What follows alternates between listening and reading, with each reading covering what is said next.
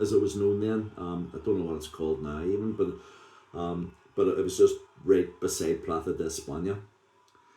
And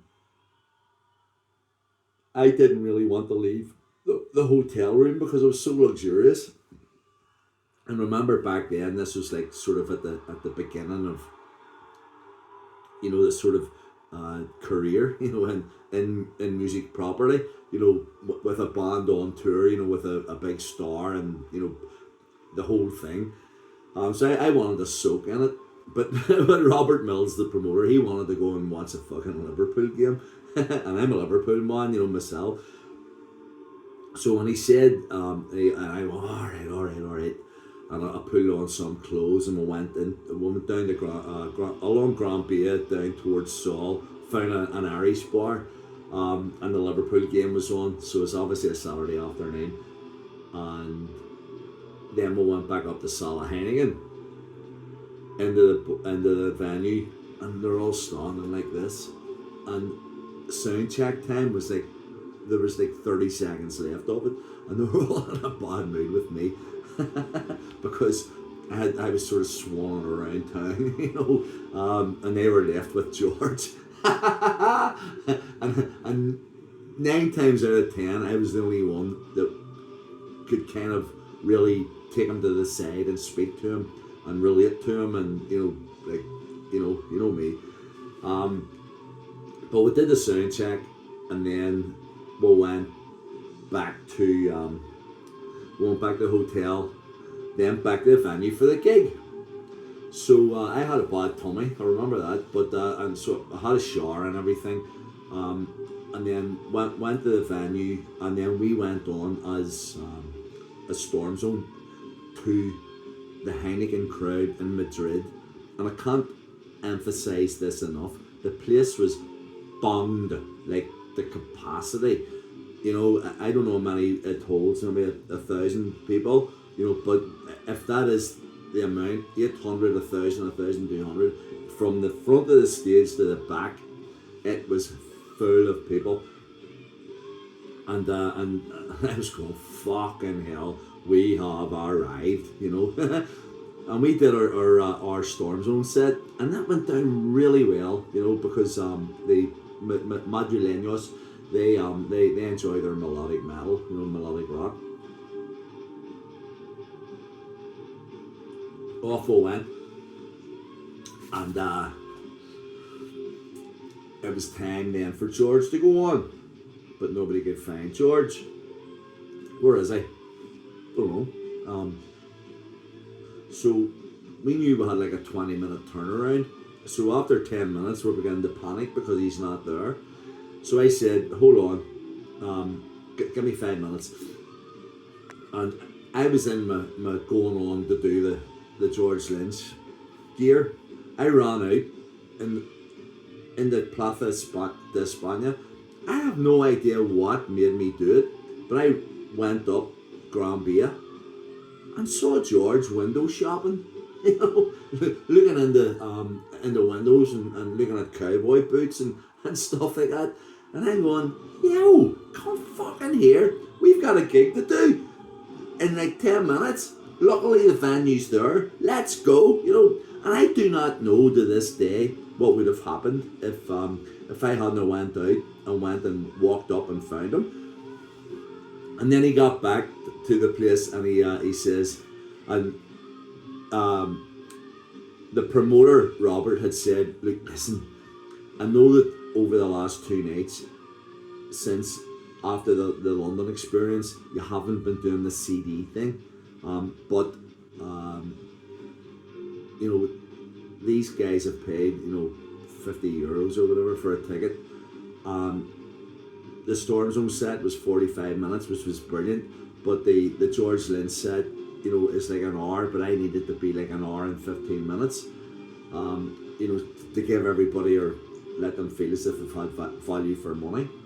So George, can you go out and do like a couple of songs with the CD, just a little bit of, and George went, no, I'm not doing it.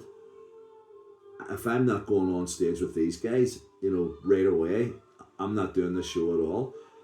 And I thought that was fucking brilliant, like a sort of an endorsement of how from walking in to London with a guitar, not knowing is throwing the thing down,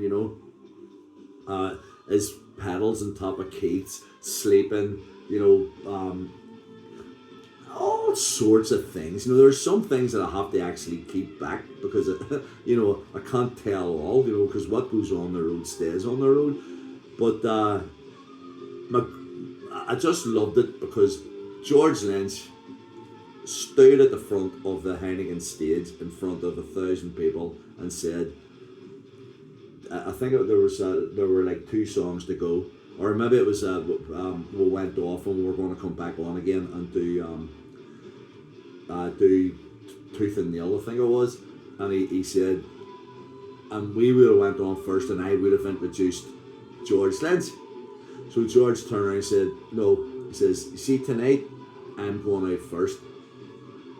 And I went, oh, okay, so I said, fucking bastard, he wants to soak up all the limelight. He went on stage, went to my microphone, put on the guitar and everybody's, yeah. And he went, everyone, I'd like to introduce to you my European lynch mob. And we didn't, like we were, holy fuck, and we came on then and all the high fives and stuff, and oh man, it was just so amazing, that it was just so fucking amazing. The whole period of the whole weekend, well, Tuesday, Wednesday, Thursday, Friday, Saturday, musically and experience wise, was unbelievable,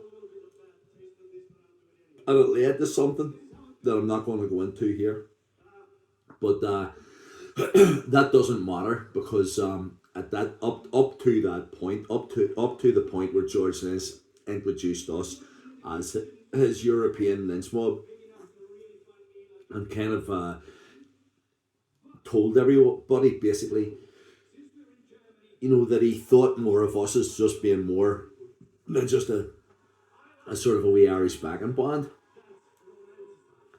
That meant the world to me, and it still does. I'm not going to say much more tonight because I just get emotional when I get to this bit, because not only was it the end of the tour, but it was the start of something else. I will go into that tomorrow, but I'll leave that at that.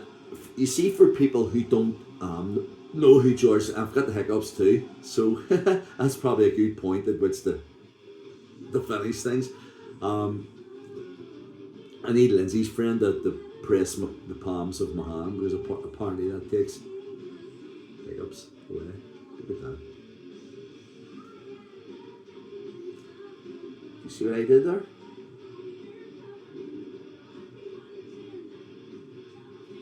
They're going.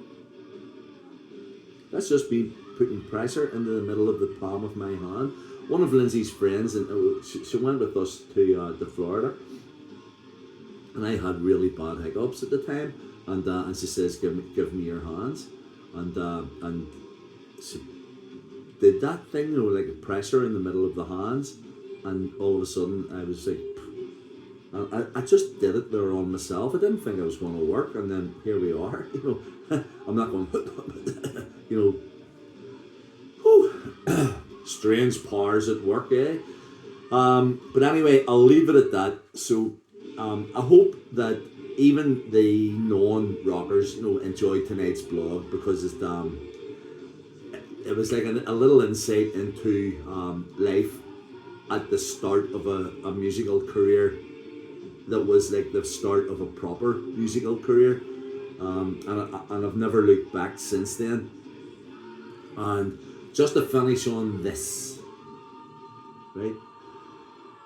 If you think that I've been not talking about as much about my band with Robbie, with